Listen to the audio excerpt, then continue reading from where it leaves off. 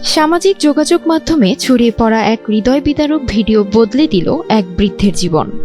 নাটোরের সিংড়া উপজেলার বাসিন্দা রইসুদ্দিন এবারের কোরবানির হাটে লালন পালনের গরুটি নিয়ে এসেছিলেন ঢাকার দিয়াবাড়ি হাটে। অনেক আশা নিয়ে বিক্রি করেছিলেন 1,23,000 টাকায়, কিন্তু পরে বুঝতে পারেন পুরো টাকাই ছিল জাল।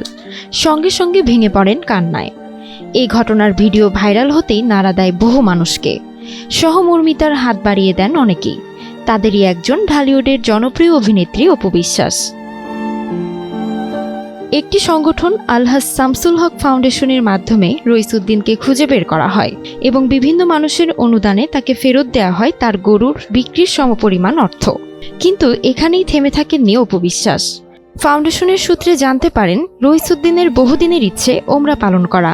এই শুনেই আবেগে ভেসে অপু বিশ্বাস সিদ্ধান্ত নেন এই বৃদ্ধের ওমরার যাবতীয় খরচ তিনিই বহন করবেন। অপু বলেন, ফেসবুকে ভিডিওটি দেখে খুব কষ্ট পেয়েছি। উনি আমার বাবার বয়সী। আজ যদি আমি তার মেয়ে হতাম তাহলে হয়তো এমন কিছুই করতাম। আমি চাই উনি যেন আমার সন্তান পরিবারের জন্য দোয়া করেন, এতটুকুই আমার চাওয়া। তিনি আরও জানান, যদি রইসুদ্দিন এখনই ওমরা করতে না চান তাহলে তার হাতে 50,000 টাকা তুলে দিবেন, যাতে তিনি আবার গরু কিনে জীবিকা শুরু করতে পারেন।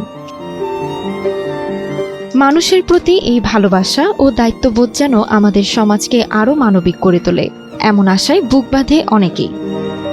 তাহিয়া তাজ, এনটিভি অনলাইন।